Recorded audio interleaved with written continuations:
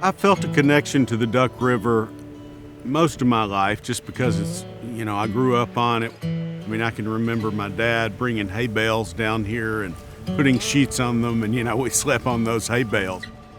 We enjoy this. We think it's important ecosystem and habitat to the area. It's unique.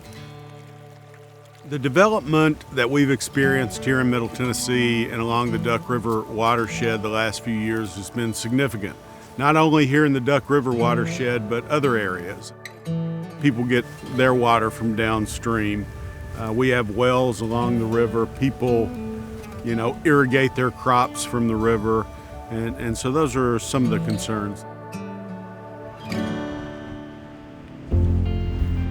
Sportsmen here, at least the ones I know, the real sportsmen, they're probably the most environmentally conscious and conservation-oriented people that I know.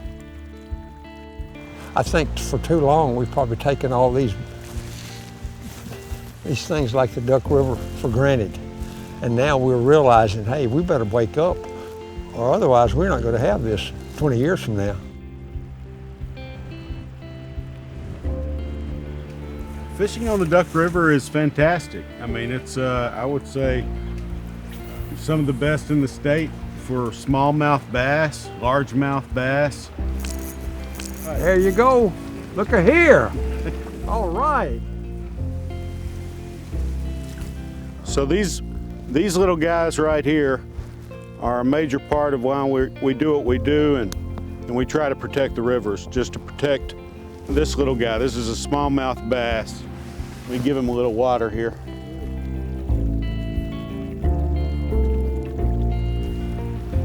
Wetlands play a crucial role in filtering stormwater and runoff also.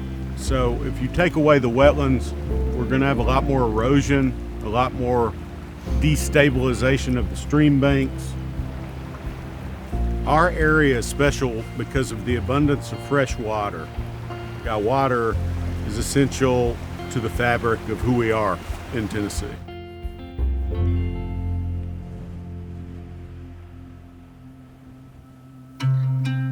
I've always known I wanted to live out here. Yeah, I'm deeply connected to this whole area. It's part of who I am.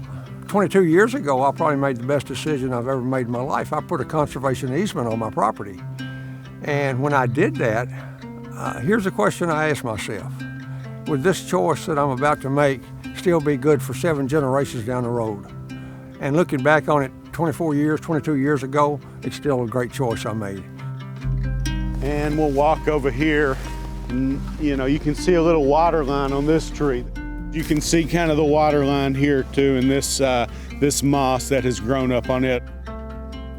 This is not wet now, but it is in the winter, in the wetter times of the year. The reason I don't fill in the wetland here and drain it out, it's nature's way of taking care of nature. Simple as that. It's balancing out the environment. It's just like anything else. We've got to take care of the wetlands.